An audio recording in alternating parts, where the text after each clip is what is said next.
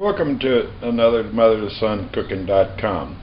When I was a young boy, 8 to 10, we used to live in Okinawa. We had a maid called Fumi-Son. And, she did a lot of the stuff around the house. She was a Japanese lady. And she tried to make stuff that the kids would like with a lot of vegetables.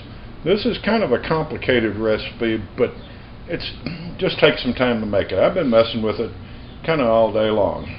Some of the things that you need to do before you start this is, of course, I come back and get 2 chicken breasts, boil them down, put them in the ice box.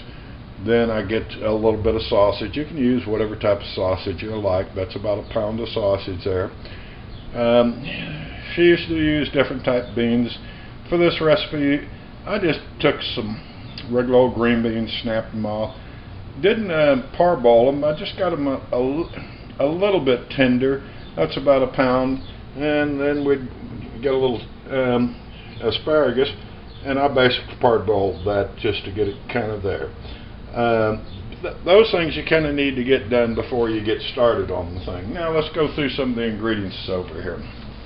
Pineapple was very good over in Okinawa. I took 1 pineapple and I've chopped it up into bite sizes. Over here we've got red pepper, green pepper, about 2 cups of it. Then you should use various nuts and whatever in it. We just sliced up a little there. Should use some type of pepper in it, a little bit of garlic, of course a little bit of ginger. Through the years we found them fortified a little bit. We add about 2 cups each of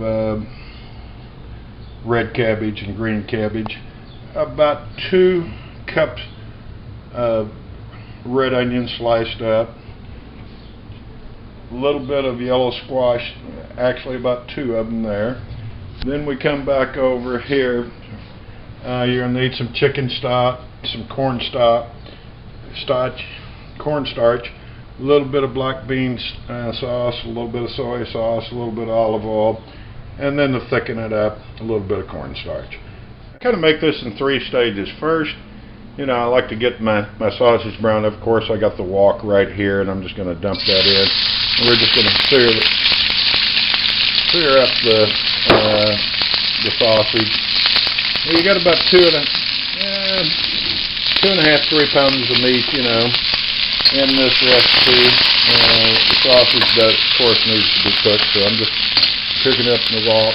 I'm going to cook all my meats, and I'll put them in a bowl, and then I'll cook my vegetables, I'll cook my sauce, and then I'll put it together. Alright, I've come back and I've browned up the sausage. One of the things that I do with my sausage, I get it frozen and then I cut it. It makes it real easy. Of course, that's the 2 chicken breasts. It doesn't really need to be cooked up anymore. We've already cooked it up. I've come back and added my ginger, my peppers, my garlic, my onions, my bell pepper. We're going to let that cook down just a little bit.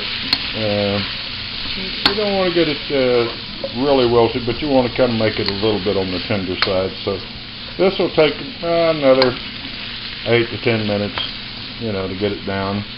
Let the bell pepper, the onions, and the garlic, and the sausage in. Now what I'm going to do, I'm going to add the 2 cups of cabbage in. This gives it a little bit of crunch, a little bit of color. And put that in, and then I'm going to add a bunch of chicken stock to it.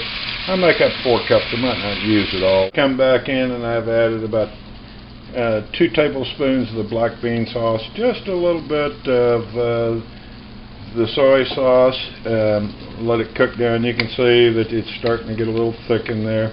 Now what I'm going to do, and this is what got us kids, we got half of that pineapple. I'm going to put that in there, let it cook just a little bit, and then we'll come back in and add the asparagus and the green beans, and then we'll thicken the sauce up a little bit. This cooked down a little bit.